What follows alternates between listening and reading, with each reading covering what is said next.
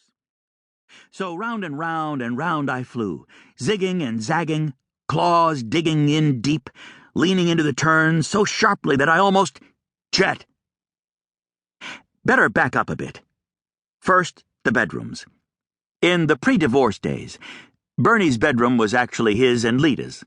Then it was just Bernie's, although the divorce hadn't gone through yet. That was around the time I flunked out of canine school, something I'd rather not go into now, and gotten together with Bernie. After that came a real weird time when Lita moved back in, bringing their kid Charlie with her, of course, to give the marriage another try, as she told Bernie, or for another reason he found out later, something about prenup negotiations with the new guy, Malcolm, who made a pile of money in software and has very long toes. That was the period where I really got to know Charlie. Those two wild animals growing up together, as Lita said, although I didn't quite get the reference. But that's okay. Who has time to understand everything?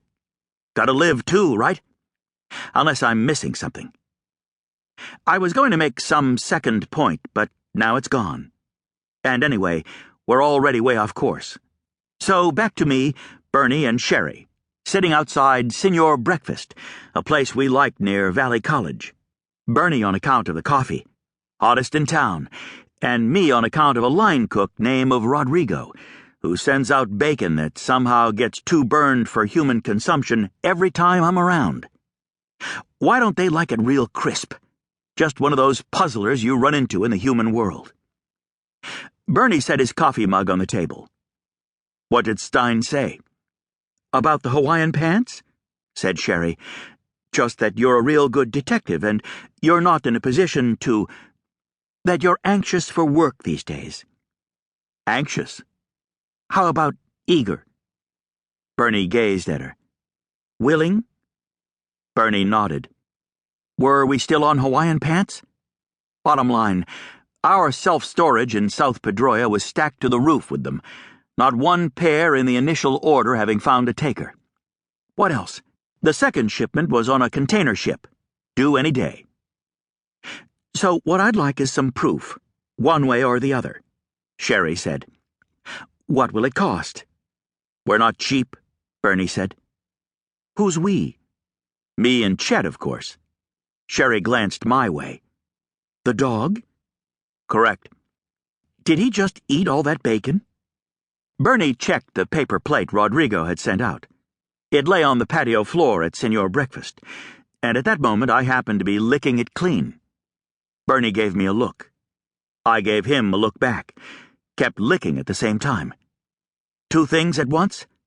I was on top of my game. His appetite, sharpens a bit when the weather cools down, Bernie said. How interesting. I'd have to think about that. Leave it to Bernie to come up with something so brilliant. What would I do without him? He's just sort of your pal? Sherry said. Follows you around while you work? More the other way around, Bernie said. Huh? We're partners. Let's leave it at that, Bernie said. And it's $800 a day, plus expenses. How does 6 sound? Doable. Bernie agreed to that real quick, meaning 6 must be bigger than 8. Sherry was learning what so many had learned before her, namely that Bernie was always the smartest human in the room. His name's Rick, no K, Teitelbaum. He owns a recycling business in Mesa Negra. Recycling what? Oh, all sorts of stuff. I don't really know. But it's like worldwide, literally. I'm talking China and everything. Bernie nodded.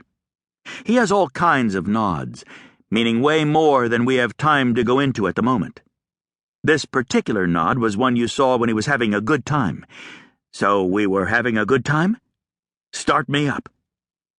How long have you been together? Bernie said. Going out, you mean? Said Sherry.